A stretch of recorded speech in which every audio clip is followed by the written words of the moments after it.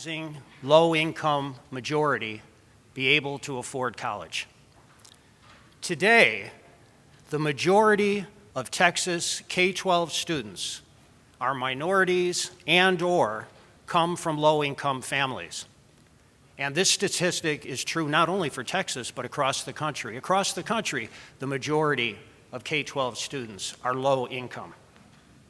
As this population transitions into college, traditional images of residential campuses may not always hold true.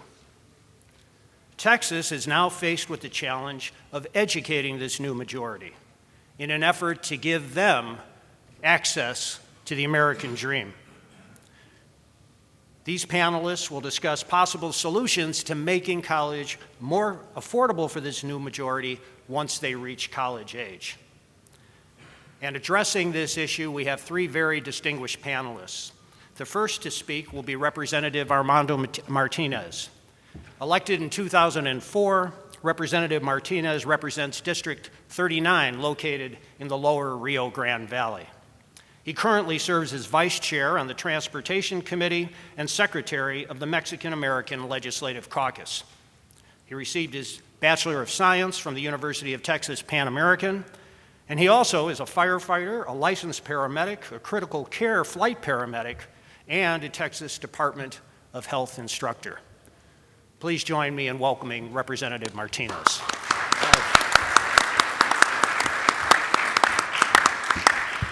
Hello and good afternoon. What a great honor and a privilege to be here with you all, especially when we're going to discuss education. I've always said that that education, of course, is the key that opens up the gate to everyone's future. You know, being a minority and living in the Rio Grande Valley, it is very true when you talk about the cost of college and for a student to be able to succeed, especially when you come from low income. Me, growing up, my dad always had two jobs. My mom worked every day. I know at night she would have food on the table, clean clothes, a clean house, but always pushed for us to have an education. When I graduated from high school, my parents always pushed for us to continue to go to college, and in order for us to be successful, we would have to do that. Remember walking in one night, my parents crying that it was going to be hard for them to help support us once we went off to college. But if I wanted to stay locally, of course, I would always have clean clothes, I would have warm food on the table, and I said, well, does it come with tortillas? She said yes, and I decided to stay in the Rio Grande Valley. So I graduated with a Bachelor of Science degree down from University of Texas Pan American.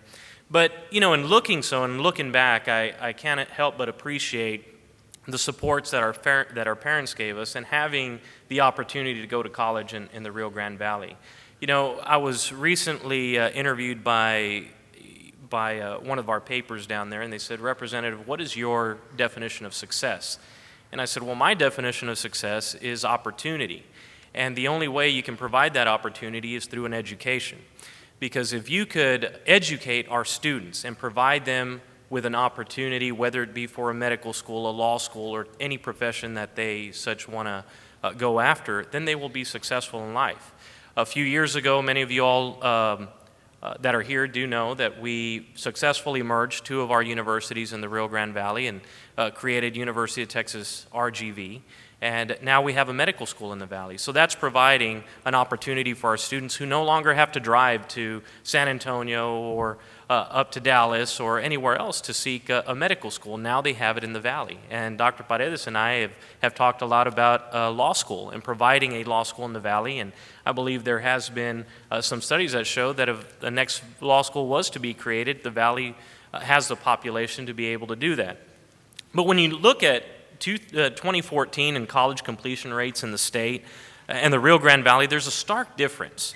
About 25% of the country and state have a degree, while only 12 to 10% of the valley has a degree. Why does this occur, and what can we do as a state to address this issue? And of course, I'm glad that we have a great panel that can help address it and look at what we can do. And all of us in this room are the people that can make it happen as well. But Hidalgo County alone, 21%, and Cameron County have about a 21% college completion rate. Willacy has, and Willacy and Starr County have a 12% completion rate, while Harris County has 34, Travis County has 50%, Bexar County 34, and Dallas, along with El Paso at 27. So you can see what the differences are in that. Many of our students and the minority educational attainment and characteristics of minority populations, the Rio Grande Valley is one of the greatest examples of what a minority population in the state resembles when it comes to educational attainment. South Texas College, which is a college in the heart of my district in Weslaco, published the story of the RGV, which listed statistics of the RGV population, or the Rio Grande Valley population. That alone shows that in 2014, in our population of the Rio Grande Valley, which is everything from Starr County to Cameron, Hidalgo, Willacy, about 25% had less than a ninth grade education.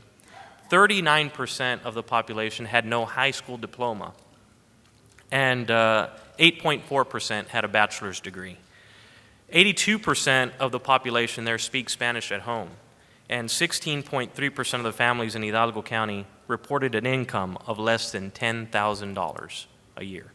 So you can see how that really impacts people. And, a few sessions ago, I had one of my colleagues that stood up and stated that, well, for Latino families, a lot of times the females don't go off to college because mom and dad keep them at home. And I said, no, that's not why they don't go to college. They don't go to college because they can't afford it, number one.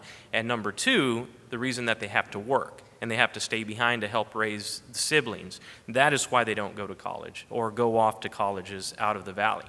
And that is because if you have an income of $10,000, how can you even eat or think about eating, nonetheless wanting to go to college and being able to afford it? So under poverty, you have, for a family of four, the federal poverty level is about $24,000 a year, and you can tell that we are well under that. And in Cameron, the percentage of people living below poverty in Cameron and Hidalgo is about 34%, Starr is 35%, Willacy is 38%. In the state of Texas, though, 17% of the population live below poverty. So we almost double that in the Rio Grande Valley. With that in mind, there's different obstacles that a lot of our students do face in the Rio Grande Valley. And they, a lot of times these students ask themselves, why go to college? The degree is too expensive for us to afford. And the trades are probably paying a lot more, which is welding or working out in the oil fields or becoming an electrician or doing refrigeration for them. But, our Texas public school system is, as we all know, is underfunded, and we need to address that. But how do we get there? What do we have to do as not only as a legislature, but all of us in the state to make sure that our students are well educated? And I believe that's something that we're going to be discussing here today to make sure that we address. But, you have a lot of very, very smart students that are in the Rio Grande Valley and across the state of Texas. And what we need to do is come together and find the issues that we can address in order to make them successful in life and make sure that we address our issues. So with that in mind, I'm going to go ahead and turn this over and look forward to hearing y'all's questions in the future. Thank you, Representative Martinez. Our next speaker is Ron Trowbridge. Ron was appointed by President Ronald Reagan as the Director of Educational and Cultural Affairs at the United States Information Agency, where he directed the Fulbright program. Ron holds a PhD in English from the University of Michigan, where he taught for several years and later became a tenured full professor at Eastern Michigan University and later a vice president at Hillsdale College. From 2006 to 2012, Ron was an adjunct professor of English at Lone Star College, and in May of 2013, he was elected to a 6-year term on the Board of Trustees at the Lone Star College system. He's presently a visiting scholar at the Nexus Research and Policy Center and is also a senior fellow at the Center for College Affordability and Productivity. Please join me in welcoming Ron Trowbridge.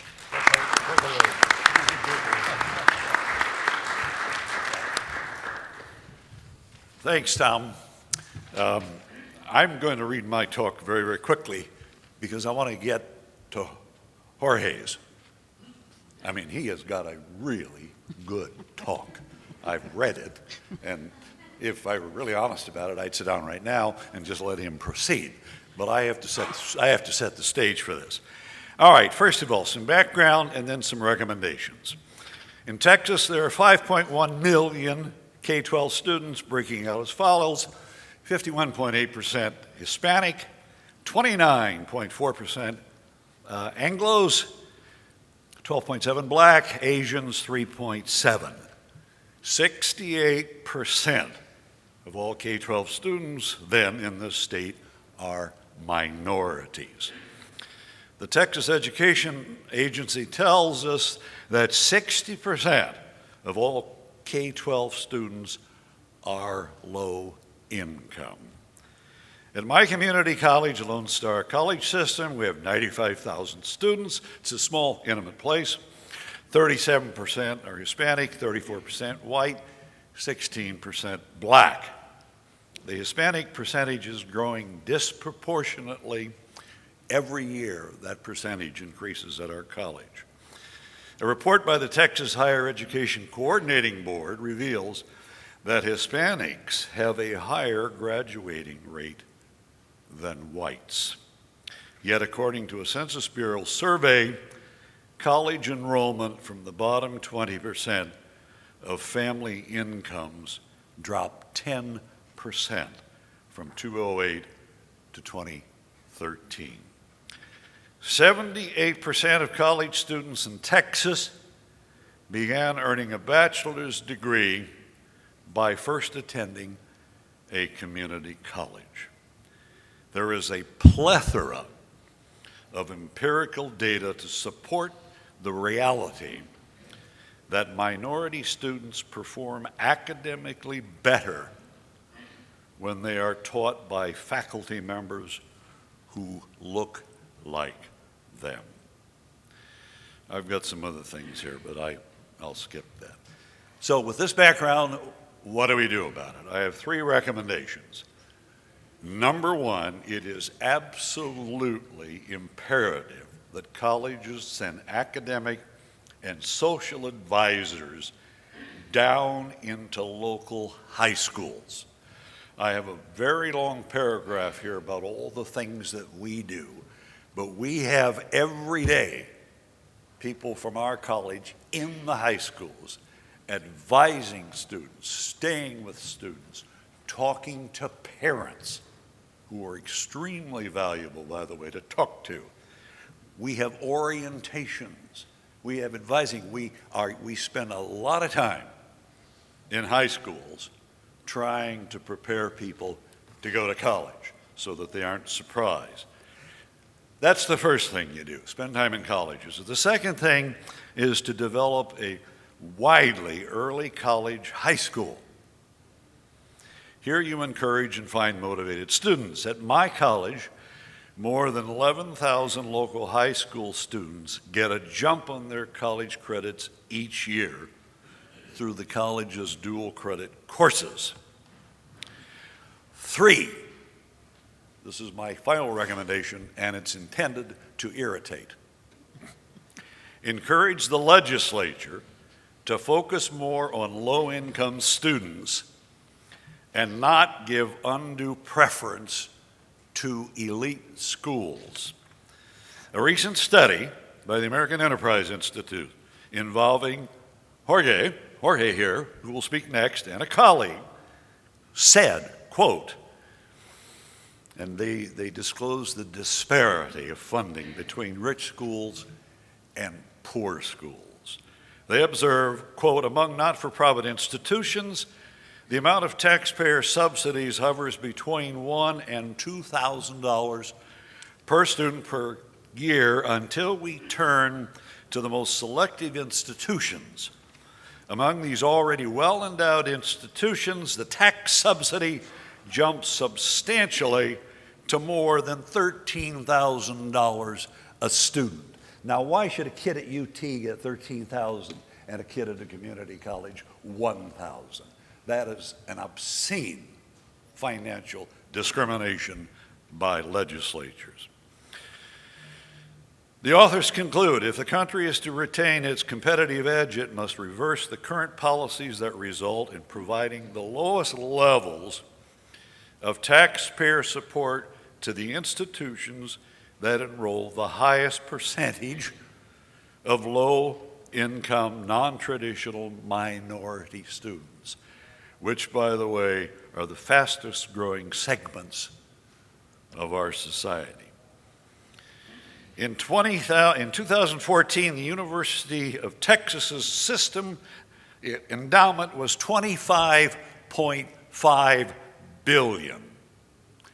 Texas A&M's endowment in 2014 was $11.1 billion. These two schools are, I believe, the wealthiest public universities in the world, and yet they will ask for more money, feeling that they have been deprived. There's a case in point right now, today, reflecting how wealthy schools want even more taxpayer money. The University of Texas system is planning to establish a campus in Houston, prompting questions about the need for such costs and the competition with the University of Houston. Commissioner Raymond Paredes writes, quote, the coordinating board's primary responsibilities is to avoid unnecessary duplication of programs and unnecessary services. The commissioner's broader concern is the continual expansion of the state's higher education enterprise in a time of tight budgets.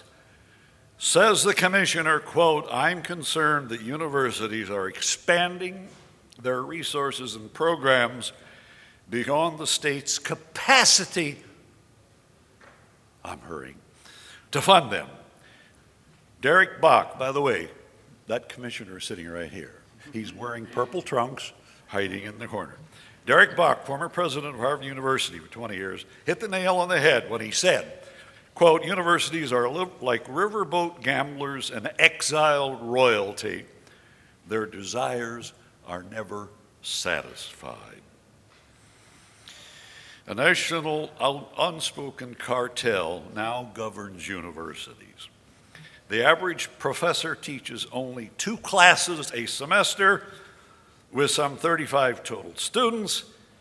And Derek Bach notes, quote, that only 50% of professors publish as much as a single article a year. Meanwhile, at community colleges, instructors teach 5 classes with class average of 23 students, most of whom are low income. The next part of my paper, I'll simply skip it because I have here, he says 2 hours. I point out all of the mandates that the state legislature has imposed on us. And you would be surprised how much they turn to us and say, you guys pay for it, and then bitch like hell when the federal government gives them unfunded mandates. But they'll pass them on to us, okay? I've got a list of them here. I can't go into all of them. But let me just give you some. We have to pay free tuition to all firefighters, police officers, and veterans, and their children. The legislature says, you guys pay for it. We have to provide meningitis shots to all students under 30 years old. That cost our college last year for 61,000 students, $3.75 million. The legislature says, you pay for it. I'm doing this as fast. The state also mandates that we accommodate all remedial students. That's a mixed bag, of course. The cost to us in the fall of 2015 for some 14,321 remedial students came to a total cost of $10.5 million. And the legislature says, you pick it up. There are 50 community colleges in Texas. State mandated costs to them are approaching $1 billion a year from a legislature that does not like to be told what to do by Washington, D.C., but is happy to tell us what to do. Let me just finish with this. Community colleges do more than their fair share of helping low-income kids get both an education and a job. The legislature should get out of the way and let us do our work. I finish with this.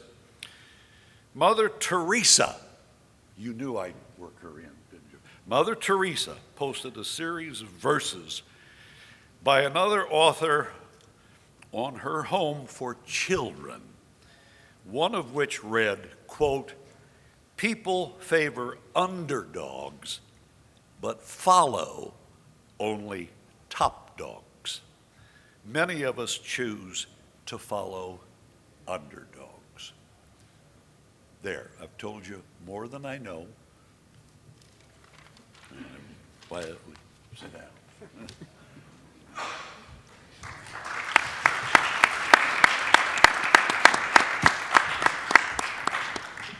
Thank you, Dr. Trowbridge. And before we proceed with Dr. Jorge Klor de Alva, let me complete the introduction that Ron began. He mentioned that we have the Commissioner of the Texas Higher Education Coordinating Board here, Raymond Paredes, and all of you should know that across the nation, among those who study public higher education, Texas is credited with having the most transparent system when it comes to data in the country among state systems. A big part of the reason that we enjoy that #1 status is because of the work of Commissioner Paredes, and it's an honor to have you here in our audience.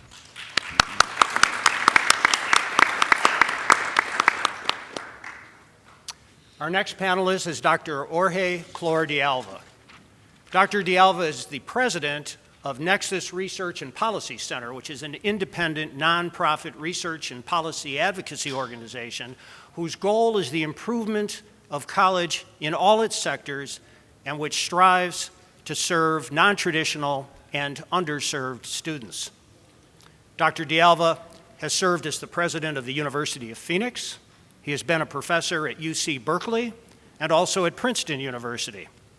He earned his BA and his JD at the University of California, Berkeley, and his PhD at the University of California, Santa Cruz.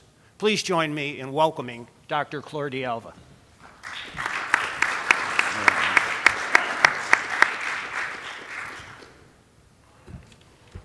Thank you very much, Tom.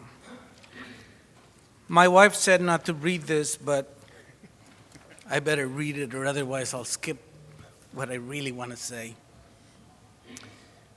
Though Texas is a leader in a number of important areas of higher education, two are worth highlighting from the start.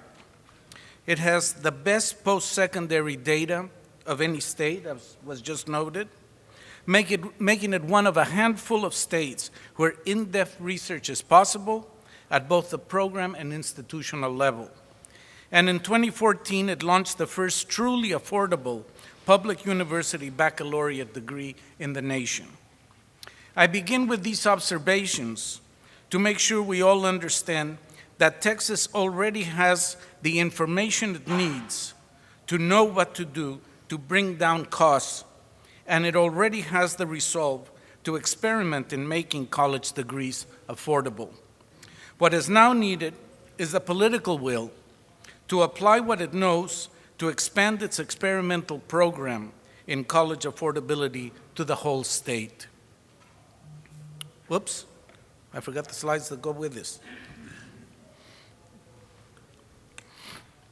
The problem in need of fixing is clear. As my colleague Ron Trowbridge and Tom noted, Texas will soon be a majority minority state, and the overwhelming majority of its so-called minorities are low income.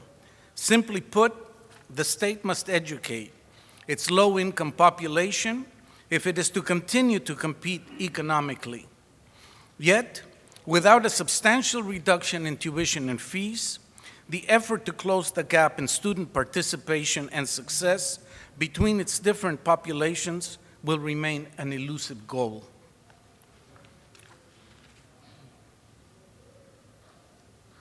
Sound public policy formulation calls for recognizing that four groups, not just the state, directly influence college affordability: students, colleges, governments, and corporations. Each contributes to making college affordable for the rising low-income majority in at least the following ways. Students must strive to complete their studies in the shortest time possible by taking only the credits they need, and most important of all, completing their studies. As is well known, the longer students are in college, the less likely they are to finish what they started. Students must also take an active and informed part in monitoring both their personal finances and their borrowing practices to avoid unmanageable debt.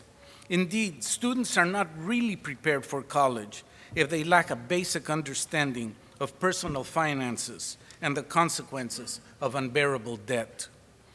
For their part, colleges must increase efficiencies, reduce expenses, provide effective student advising services, and provide students with accurate and timely information about costs, financial aid, and academic requirements.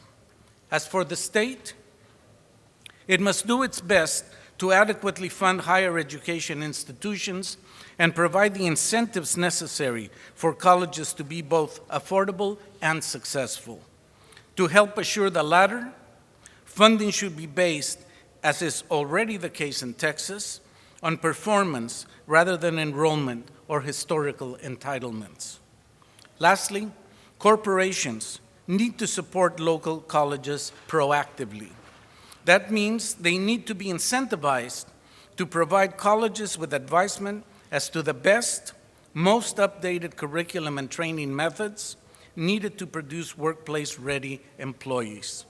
As we know, if not incentivized, companies will be unlikely to help prepare students who would not be working for them. To the extent that any of these stakeholders fails to do its part, students end up unprepared for the workforce and in debt. Further, Texas will have a hard time competing if it lacks an adequately trained labor force with its accompanying high under or unemployment, and will suffer from a declining tax base and increased social services costs. All this is fairly well known. What is less understood is how grossly unequal funding of colleges results in poor public policy that is unable to make headway in reducing the cost of higher education. Last year, we published a widely commented report that highlighted the negative consequences of large university endowments and explored how the adverse impact on public policy of imbalanced subsidies to higher education could be reduced. Using this study as a resource, I will briefly discuss ways by which to help address how these four stakeholders can be incentivized and financed to do the right thing. First, it is important to understand that not all private universities are private. Many of the richest universities in Texas, sitting on hundreds of millions, if not billions, of dollars in tax-exempt endowments, receive through the tax laws government subsidies that dwarf the appropriations received by public universities and colleges that educate the great majority of Texans. For example, Rice University's tax-exempt status generates over $24,000 per student each year in taxpayer subsidies, and Baylor College of Medicine a whopping $55,000. Compared to the $3,200 per student at the regional Sam Houston State University, or the $2,100 per student at Central Texas College, a two-year institution serving the education needs of the military personnel of Fort Hood. Second, as you know, not all your public institutions were created equal. Taking into consideration the legacy endowments of the University of Texas and Texas A&M, UT Austin receives a total per student annual subsidy of $6,800, while the per student subsidy at Texas A&M University in College Station is approximately $11,300. Meanwhile, UT Arlington must make do with $4,000 per student and TAMU Commerce with $4,600. And some former normal colleges that have become comprehensive universities, such as the University of North Texas, receive less than $4,000 per student.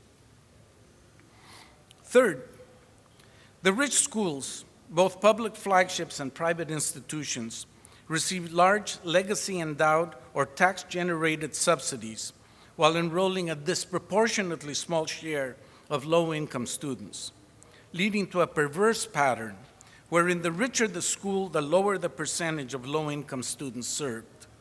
This subsidy to the wealthy results from either an unfair legacy of endowments or a tax code that hides the flow of money to the rich, while local 2- and 4-year public colleges have to fight in state legislatures for needed appropriations, leaving them to compete against the state's other legitimate public policy concerns.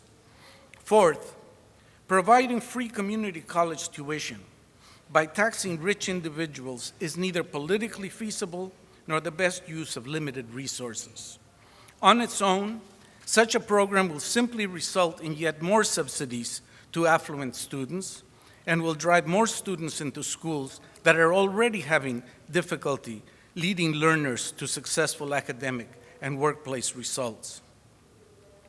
Consequently, based on our study, we propose a more politically viable approach that would better prepare students, better equip colleges to serve them, lessen the financial burden on the state, increase the incentive for corporations to work closely with their local higher education institutions, and that best leverages Texas's higher education innovations in both data gathering and the piloting of affordable degrees. Briefly, we propose an equitable funding strategy that includes a low Texas Education for All fee on all university endowments over $500 million. The proposed fee is modest, 0.5 to 2%, aligning as it does with the range of national tax rates to which private foundations are already subject. And it is aimed at investing the resulting revenue, first, in evidence-based student support services proven to get more students successfully through regional universities and community colleges. And second, in the development and deployment of scalable, rigorous, and affordable associate's and bachelor's degrees. Given the unequal distribution of endowments, the proposed fee would affect few institutions. In 2014, the 6 private colleges with such endowments educated approximately 3.6% of all the higher education students in Texas. In the meantime, about 26% of the nearly $234 million in revenues expected to be generated by the fee would come from only 6 public universities, which last year educated fewer than 15% of the state's college students.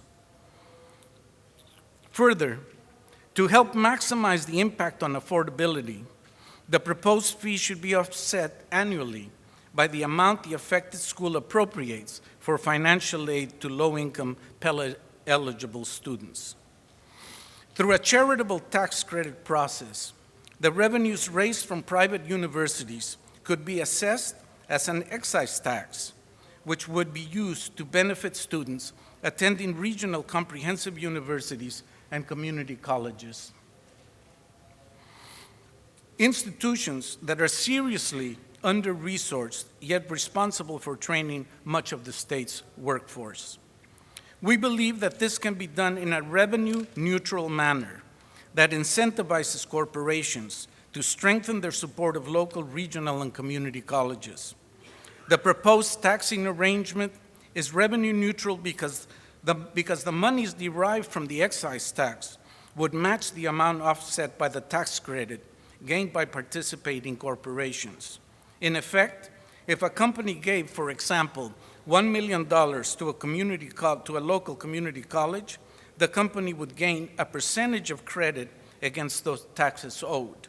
Thus, the total amount of extra tax credit allowed by the program would offset the amount of revenue raised by the excise tax on the large endowments.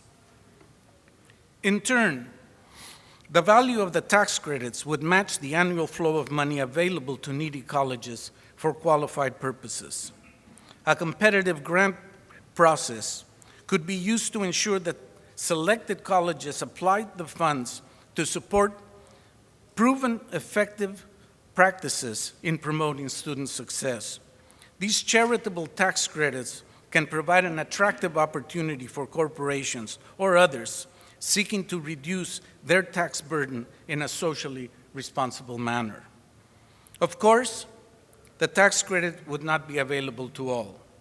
A panel of experts would need to be established by, say, the Texas Higher Education Coordinating Board, with responsibility for judging the applications and making awards based on the conformance of the application to the established criteria associated with student success, measured by indicators such as increased student progression, retention, completion, and job placement.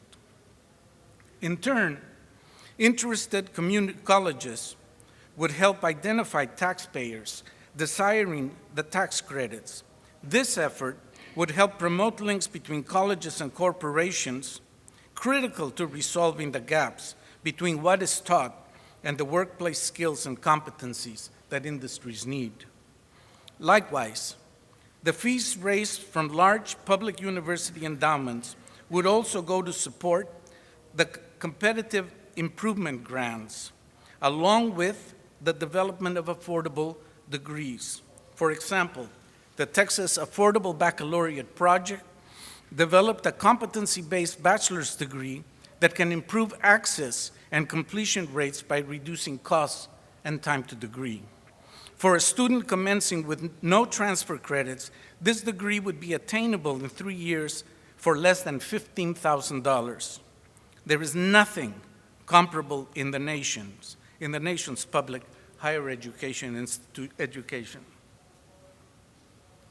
With the coordinating board's database available for researchers and with adequate funding through an initiative such as the one we propose, additional affordable degrees could be developed and integrated into the offerings of colleges and universities across all of Texas. In sum, access without success is not opportunity, and welfare to the wealthy through hidden or legacy subsidies is not good policy. Our proposed policy recommendation shines light on the latter and provides a revenue-neutral way to bring about real opportunities for success to the low-income majority of Texas. Thank you very much.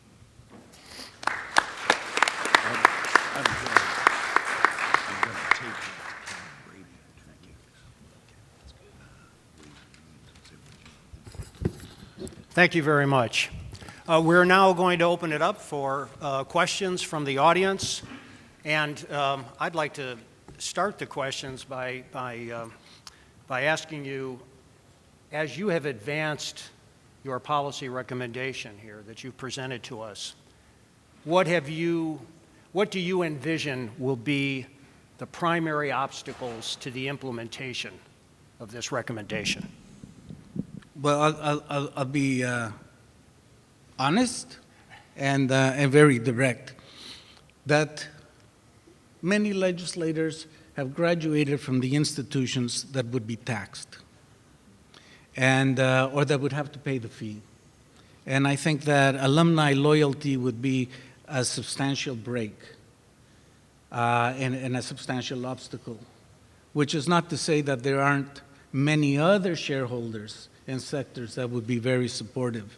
Indeed, since we published our study in April of last year, it's been covered twice in the Washington Post, it's been covered New York Times, in most of the media, because there is very strong support for a movement like this.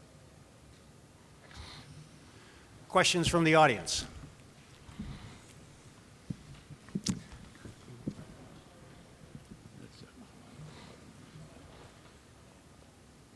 Yes, sir.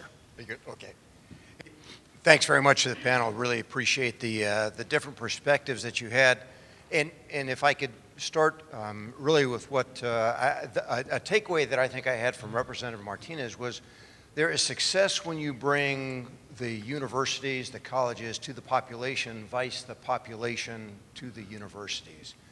That local base seems to have resulted in greater success. And then we also heard the proposal that we increase the amount of college-level credit courses that come out of our schools. So as we look at those first steps, is there a way that we can meld kind of both those ideas together? And should we be looking at having those quick wins on the part of the student population to see and realize college credit from high school? Thank you.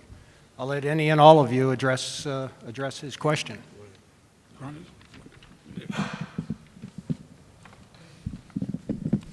Well, I believe that that is true, and I think we can mesh those together.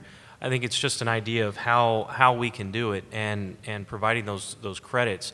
I think if you look at the demographics in the valley and the way that our population, it's set to grow about triple in size in the next 10 to 15 years, and being able to bring that and mesh those two together would be an outstanding way to address the credit issues and to make sure that they do graduate and you do have graduates. I believe it's something that we would have to discuss in the legislature to see exactly how you can do that and get a lot of input from Commissioner Paredes and other members of the universities to see exactly how that would work. But I believe that would be an excellent start in addressing those issues for the population in that area.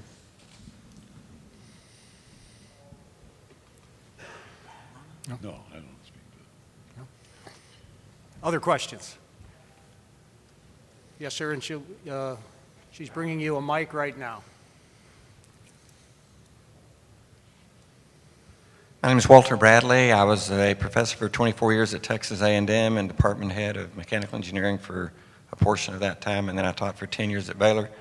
I think one of the more sort of indigenous problem, one of the problems that we have that I think incentivizes the proliferation of master's and PhD programs, many of which are useless, is the way we fund graduate programs in Texas. I don't know if it's changed, but when I was a department head, you got twice the dollars per credit hour in state formula funding for master's students, and you got 5 times per student the money from the state of Texas by formula funding. Now, we didn't always get 100% of what the formula said, but still, what that did was it said, boy, if you really want to generate a lot more income, then have master's programs and have PhD programs, and it becomes a real cash cow. That's why we end up having teachers that are teaching such small classes and so forth. But I think that the master's and PhD degrees that are granted from a lot of these schools probably don't really add much value to the person's opportunities job-wise. If you get a PhD from a crummy school, frankly, it doesn't help you that much, okay? And so the taxpayer pays a lot for that. The person pays a lot by investing his time, and at the end of the day, I think we are generating a fair amount of higher education costs that really add no value. I shouldn't say no value, because I graduated PhD students too, okay? But I think that we need to take a much more careful look at that, because I think that's partly why the state formula funding provides enough money that if you have enough graduate program, you can have faculty teaching 1 or 2 classes and teaching only a relatively small number of students. And that's made, in some sense, possible by the way the formula works. And so I think that's another area to look at, because in California, for example, they have only a few institutions that offer PhDs, and then they have more that offer master's degrees, and then a bigger number that offer bachelor's degrees. In Texas, almost every one of our 34 schools, all thanks they have to have PhD programs and master's programs. Why? Well, it's economically incentivized by the way we formulate it. So I think that's another thing to look at. I mean, this is a huge amount of I think the problem in terms of how the universities behave. And having run budgets for my own department and looking where all the money came from, I think it's a big problem. I made the faculty in my department who weren't supervising graduate students teach 4 courses a semester. And they all complained about that, but I said, if you're doing research at the level of a community college professor, then you should have a teaching load that looks like a community college professor's teaching load. And if you want to have a lower teaching load, then have more graduate students. I mean, that's how the money's generated. So I think there are some other interesting alternatives. I appreciate what you guys are trying to do, and I think it has a lot of merit. I think there's some other interesting places to look for possibilities of making what I think of a really substantive changes that make a lot of sense. Thank you. Any of you want to address this question? I've been in politics all of my adult life, starting in the 20s, and I'm now slightly younger than Methuselah. I've experienced it all. City council, I mean, you name it, working for the President of the United States. I also was the Chief of Staff for the Chief Justice Warren Burger, and I had to work with Congress every day for 10 years, so I know how sausage is made. And I think what drives this so much here in this state is pure political constituency. Look at it, A&M and UT. They have a gazillion professors. They have 3 gazillion students. They have a trillion alumni. Legislators do not want to get those people unhappy. You lose elections that way. Now you turn to the community college. We don't have that leverage at all. Not at all. And it's almost impossible to get a legislator to pay a lot of attention to us when it might come at the expense of UT or Texas A&M. It is simply a question of political realities. And the thing I liked about Jorge's paper is that he sets down the actual facts of how you can address this, and how you address it in a way is to bypass the state legislature and go to the federal government for this. Now, when I first heard about what Jorge was going to write about, I thought this is redistribution of income. And as a right-winger, I do not approve of that. But it's not redistribution of income. There are tremendous advantages that elite schools get, tremendous inequities of funding. And what you're trying to do is to simply introduce a little bit of equality there. It's still going to be a huge disparity.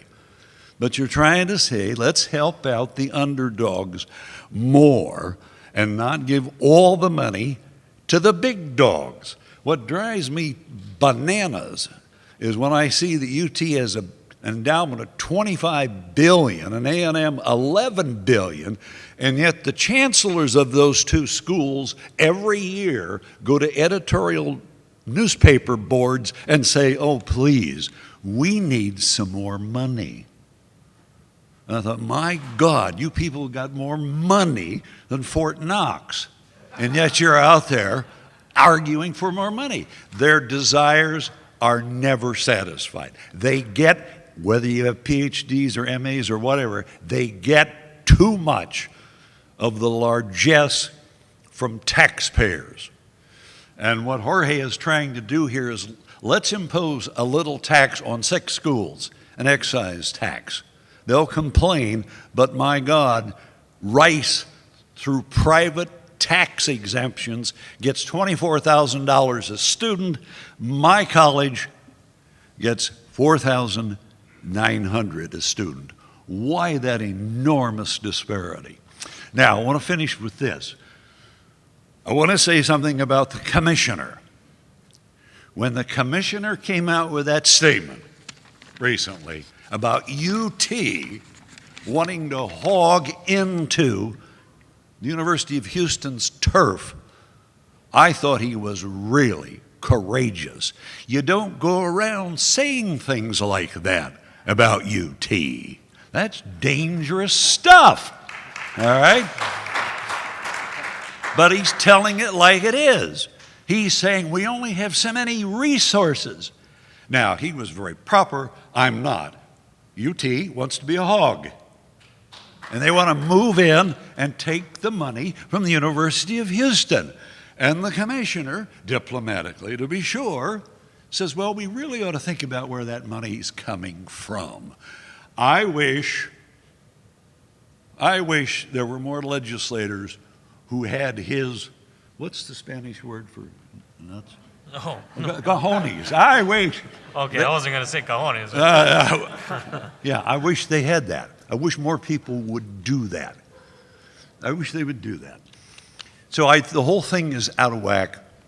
The funding is not fair. The squeaky wheel gets the oil, and I hear all these, they say, well, at UT, my God, we're publishing like crazy. No, you are not. I promise you, you are not. We've looked into this through Freedom of Information Acts, and we find out that only about 20% of the faculty at UT is publishing much. Well, we need to get all this money for research that never gets published. Well, I got to teach 2 classes this year. Oh my God. And I got, this year, the average number of students at UT, 63 students for the year. So you don't teach many students, you don't teach many classes, you don't publish anything, and you make a good salary. In the meantime, there are those of us in the trenches working with really poor kids, saying, let's turn from the rich kids now and focus on letting these poor kids get an education and a job. Now, I am perfectly happy to go to UT and A&M right now on campus and to debate any professor who wants to take me on. It will be mere infield batting practice. All right? These people, through pressure, are getting the way they want things to be. And I think there's a great injustice in this, given that there are an awful lot of poor kids who could end up being very valuable contributors to our society. Finally, you knew this was going to happen. I grew up personally in abject poverty, real poverty. And I went to Michigan, University of Michigan, for 10 years and did not get a penny from home. But back in the 19th century, when I went to school, you could work your way through college. You could do it. You can't now. You could then. And what it enabled me to do, what that education enabled to me to do, a really poor kid, was to end up working for the President of the United States and for the Chief Justice of the U.S. Supreme Court. It was education that did that. So that's why I'm going to put myself at odds with the elite rich schools trying to help poor kids get an education and a job.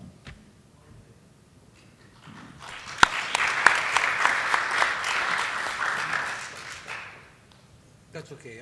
I'll Okay. yield. Well, and just to follow up on your point, Ron, most of the flagship state universities were originally established by the 1862 Morrill Act, which was passed during the Civil War. And the purpose was to make it possible for those who couldn't afford elite institutions to get an education, a practical education, but nonetheless a college education. Commissioner Paredes, we've been talking a lot about you, so as a point of, as a courtesy to you, if there was anything that you wanted to say by way of response, you're free to do so. Here comes the person with the mic. Well, there are a couple of issues I wanted to address. First of all, I think it is true that our formula funding methodology has to be examined and has to be revised. I think there's no question that one of the reasons we have so many graduate programs is because they are funded much higher levels than undergraduate programs. They don't cover the cost of actually offering the programs, but they do receive much higher levels of funding.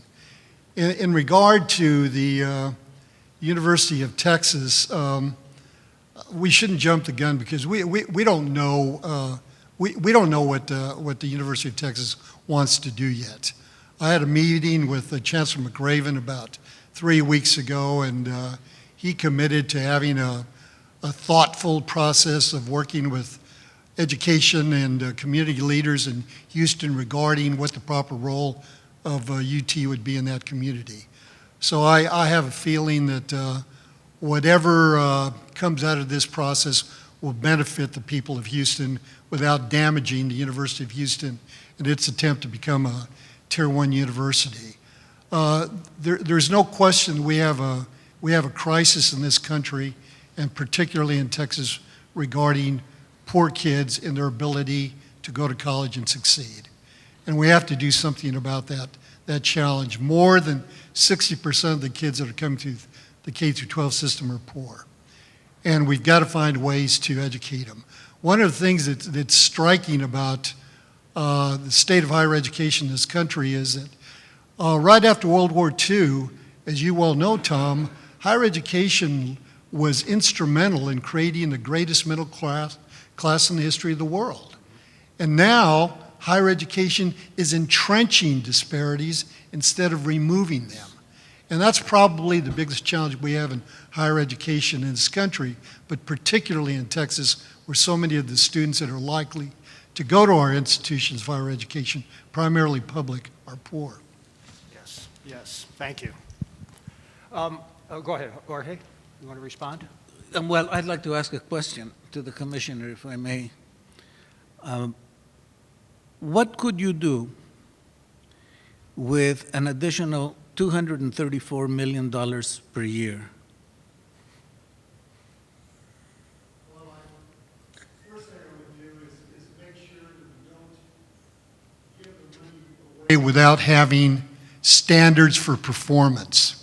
That we would award the money to institutions on the basis of outcomes, not on the basis of inputs. We would give the money to institutions that have a track record of helping these kinds of students we've been talking about actually succeed. I don't think it's true that institutions don't care about whether their students graduate or not with high quality credentials. Of course they do, but they're not doing nearly enough to help those students succeed. And we have plenty of data that suggests that here in Texas and around the country, we know how to help poor students complete credentials with high quality knowledge, high quality credentials to go into the workforce. But we haven't done what we need to do to make sure institutions pay attention to helping students succeed. The coordinating board has tried for 3 previous sessions to at least partially fund universities on the basis of results instead of simple enrollments. We have universities in Texas that have 6-year graduation rates of 18%, 30%, 40%.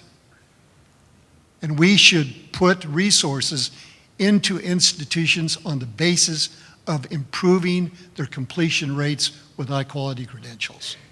And I would really appreciate the help of people in this room in achieving that. Thank you. Yes, the latest numbers I've seen, I think there are now at least 19 states that have adopted performance-based funding. I believe Tennessee is almost entirely performance-based funding. And I think that your point here that we cannot give additional money without accountability for the results is absolutely essential.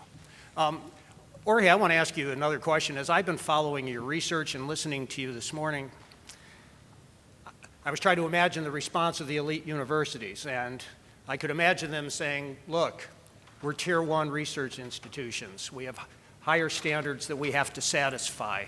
We have expensive labs, et cetera, that we need to do the highly specialized work that we do, and therefore it's fitting that we receive more funding than do the other universities. How would you respond to them? Well, I think part of the response was already addressed here, that higher education graduate programs obviously are more expensive. So there's no question about that. research. It's important that universities, research universities, continue to do research. There's absolutely no question about that. But the size of, if I can drive it to my specific issue, the size of those endowments does not affect that. That is, the amount of research that, let's say, my own alma mater, Berkeley, has done and the number of patents that it has received have not increased on the basis of the size of the endowment, nor has the quality of the institution as measured on a number of criteria. It hasn't been by the size of the endowment. And do keep in mind that what we're proposing in terms of a fee for the public institutions or an excise tax for the private ones is within the same range that all foundations already have to pay. That is, it's not out of the question. It's within that range. And secondly, that they can offset what they owe by how much money they give to low-income students in financial aid. So you cannot make the moral argument, but a lot of that money goes to financial aid. We know that, and in fact, we want to incentivize institutions to give even more money to low-income students as financial aid. So that's part of my answer. Thank you. Are there other questions from the audience? Over here.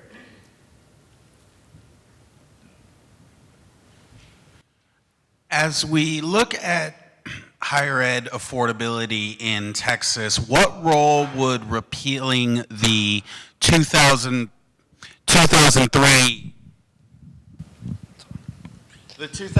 tuition deregulation law, repeal of that, what role could that play in terms of helping make higher education more affordable in the future?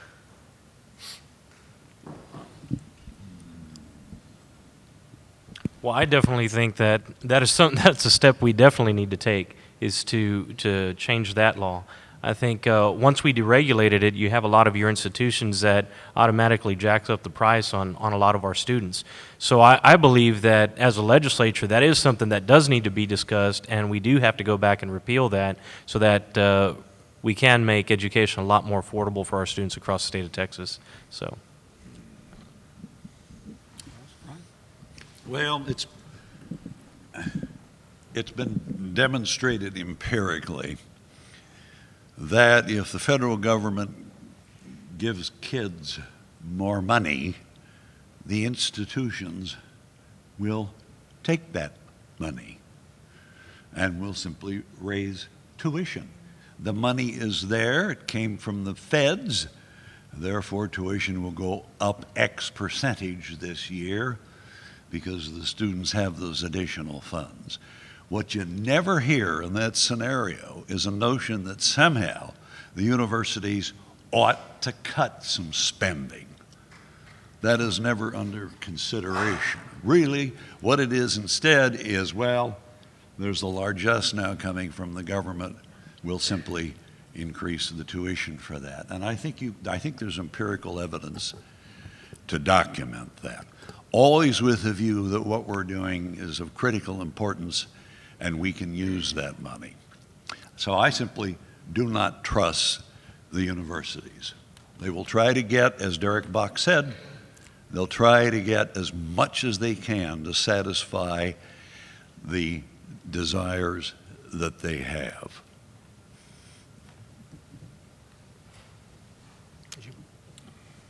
I'm not going to get into this discussion because I don't know enough about it, but I wanted to partly ask the Representative Martinez a question, and I'm going to give a little bit of a context to the question that I want to ask, because I think it goes to the heart of what should the legislature do, or what should a state do. I'll just generalize it a little bit.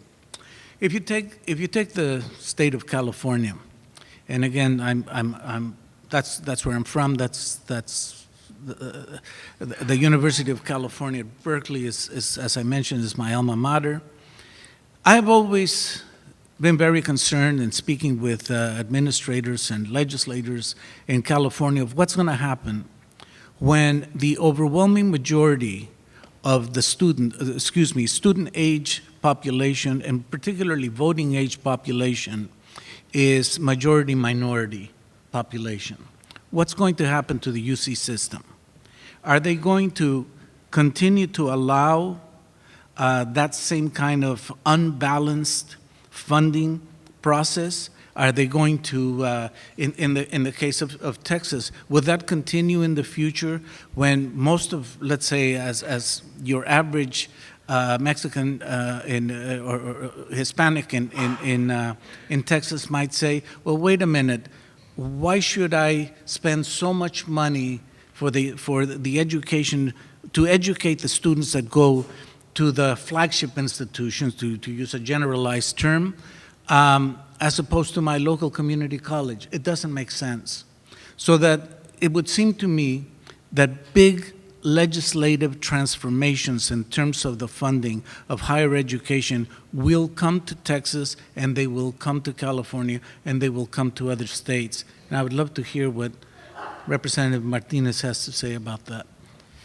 Well, I would have to agree. I think we are definitely seeing a majority minority that is going to be part of, or has already, been taking shape. And I think when you take a look at higher education and the fact that a lot of our students that cannot either travel or make their way out and start focusing more on our community colleges, I do believe that you will see that transformation. I think you will see that focus more on the colleges. Now, what will universities do and what will your flagships do? I'm sure they will be affected. I'm sure they will come out and try anything that they can to make sure that they don't lose their funding.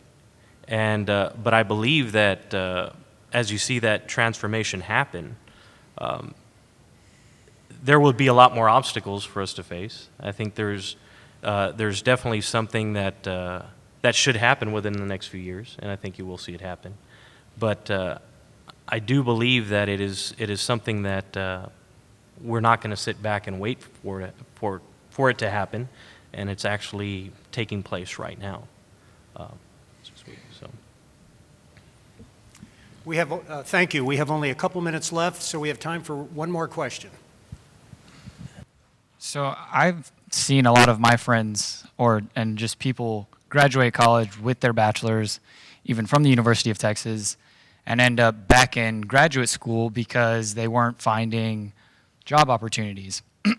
So I guess I'm curious about if you guys could discuss the value of a college degree in general. Of a college degree. May I take a hand at that? I understand where the arguments come from about the value of a college degree. But having spent the 44, having spent now close to 45 years doing research on these kinds of questions, I'd have to say that the difference in earning power is so great between not getting a college education and getting, whether it's, depending on, I admit, depends on the degree, and it depends on the area, the major, et cetera. The difference is so great that I think that a parent would be doing a huge disservice. I would even call it a kind of child abuse, not to be promoting and doing everything they can to get their student into higher education. And I'll take this opportunity to thank the commissioner, because Texas has such a terrific database that Nexus will now be working on that database in order to try and get to even better responses than the one I just gave you, and more statistically precise responses about by gender, by ethnicity, et cetera, about what are those opportunities and what is happening and what could be done to, in a sense, almost bring to an end that discussion, which is not to say that we don't want people in vocational training. We absolutely do. But let me just translate that. You've got to get the training you need to be a real member of the workforce so that you can have a living wage and a wage that can sustain a family. And without that, we have the breakdown of families. We have a whole series of problems. So I think it's a very legitimate issue that you raise. Thank you. On that note, we will conclude. Please join me in thanking our panelists.